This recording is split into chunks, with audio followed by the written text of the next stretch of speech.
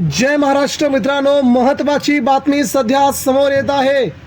उद्धव ठाकरेंशी गद्दारी करून बंडखोर झालेले धाराशिवचे खासदार ओमराजे निंबाळकर यांना एकाच दिवसात गद्दारी केल्याच्या नंतर जबरदस्त दणका।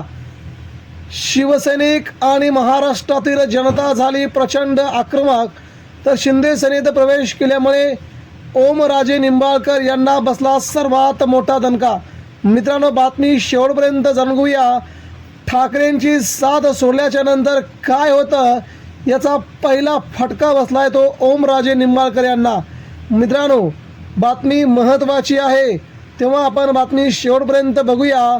महाराष्ट्रात 6 बंडखोर खासदारांनी ठाकरेंना सोडल्याच्या नंतर महाराष्ट्रातील ग्रामीण भागातील आणि शहरातील जनता संतप्त झाली असून या 6 खासदारांना आता खूप मोठी त्यांच्या संतापाची लाट निर्माण झाली आहे।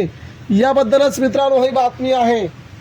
तर महाराष्ट्रामध्ये मित्रांनो, ओमराजे निंबाळकर यांचे वडील पवनराजे निंबाळकर यांचा मृत्यू झाल्याच्या नंतर लगेचच जर ओमराजेंना कुणी सांभाळलं असेल, कुणी आपलंसं केलं असेल, कुणी वडिलांची माया दिली असेल, तर त्या शिवसेना प्रमुख बाळासाहेब ठाकरेंनी आणि उद्धव ठाकरे यांनी। कारण की वडील गेल्याच्या नंतर त्यांच्यावरती कुणाचंही छत्र नव्हतं, मात्र शिवसेना नेते असणारे उद्धव ठाकरे आणि बाळासाहेब ठाकरे यांनी ओमराजेंना जवळ केलं आणि अवघ्या 26व्या वर्षी विधानसभेचं तिकीट दिलं। कारण मित्रांनो, वडिलांचं छत्र हरवलं होतं आणि त्यानंतर 26व्या वर्षी त्यांना आमदारकीचं तिकीट दिलं आणि त्यानंतर आमदार केलं। त्यानंतर धाराशिव जिल्ह्याचं असं बलाढ्य असं महत्त्वाचं पद असणारं खासदार पद ओमराजेंना उद्धव ठाकरेंनी बहाल केलं। त्यानंतर दुसऱ्यांदा उद्धव ठाकरेंकडून ओमराजेंना लोकसभेची उमेदवारी जाहीर झाली। त्यावेळेस देखील 3.5 लाख शिवसैनिकांनी मताचं लीड देत ओमराजेंना धाराशिवचं खासदार केलं। मात्र शेवटी ओमराजे निंबाळकर यांनी काय केलं तर ज्या शिवसेना पक्षप्रमुखांनी त्यांना सांभाळलं त्यांच्याच पाठीत खंजीर खुपसायचं काम ओमराजे निंबाळकर यांनी केलं आहे। त्यामुळे संबंध धाराशिव जिल्ह्यामध्ये ओमराजे निंबाळकर यांच्या विरोधात संतापाची तीव्र अशी लाट आहे। ज्या शिवसेनेने त्यांना सांभाळलं, ज्या त्यांच्या आईने सांभाळलं, त्याच आईच्या पाठीत खंजीर खुपसणारा ओमराजे निंबाळकर यांना मात्र आगामी काळात खूप मोठ्या संघर्षाचा सामना करावा लागेल हे मात्र निश्चित।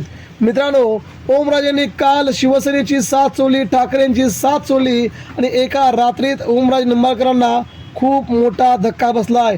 ठाकरेंशी गद्दारी, एका रात्रीत जवळजवळ 70,000 लोकांनी ओमराजेंची साथ सोडली। मतदारसंघात पाऊल ठेवण्याआधीच ओमराजेंना पहिला मोठा झटका बसलाय। मित्रांनो, बातमी नेमकी काय आहे ते पाहूया। शिवसेना ठाकरे गटात मोठी फूट पडली आहे। 9 पैकी 6 खासदारांनी उद्धव ठाकरेंची साथ सोडली। गेल्या आठवड्यात बैठक बोलवली, त्या बैठकीला आई तुळजाभवानीची शपथ घेणारे ओमराजे निंबाळकर यांनी देखील बैठकीला हजेरी लावली आणि आई तुळजाभवानीची शपथ घेत मी शिवसेनेत राहणार असं म्हटलं। दरम्यान मित्रांनो, बंडखोरी केल्यानंतर समर्थक कार्यकर्ते आक्रमक झाले आहेत। ओमराजे निंबाळकर यांनी शिवसेनेची साथ सोडली आणि आता आपला संताप सोशल मीडियावरती प्रचंड प्रमाणात निघू लागला आहे। आजच्या डिजिटल युगात सोशल मीडियावरील फॉलोअर्सने नेत्याच्या लोकप्रियतेचे एक महत्त्वाचे मापदंड मानले जाते। दरम्यान आकडेवारीवरून असे दिसून येते की ठाकरेंशी बंडखोरी गद्दारी केल्यानंतर ओमराजे निंबाळकर यांना सोशल मीडियावरती नुकसान सोसावं लागलंय। वृत्तानुसार 24 तासांच्या आत इंस्टाग्राम अकाउंट आणि फेसबुक, ट्विटर यांची फॉलोअरची संख्या जवळजवळ 70,000 कमी झाली आहे। तज्ज्ञांच्या मते तरुण पिढी, विशेषतः तरुण जेन जी या विरोधाच्या आघाडीवर आहे। आता आकडेवारी पाहता ओमराजे निंबाळकर याची परिस्थिती कशी हाताळतात, ते आपली प्रतिमा पुन्हा निर्माण करू शकते की नाही हे आता पाहावं लागेल।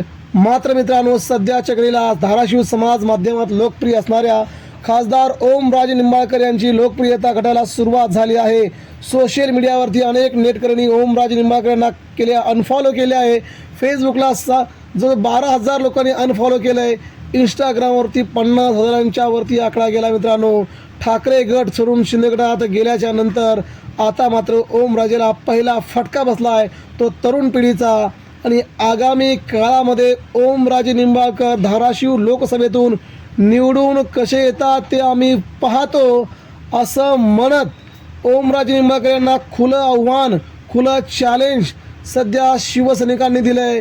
त्यामुळे आता ओमराजेंचा पराभव 2029ला निश्चित मानला जातोय.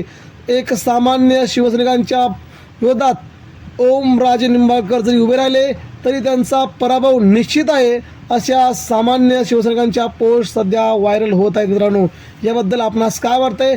आपण देखील आपल्या प्रतिक्रिया आमच्यापर्यंत पोहोचवा. ओमराजेंना पहिला मोठा धक्का, प्रतिक्रिया द्या.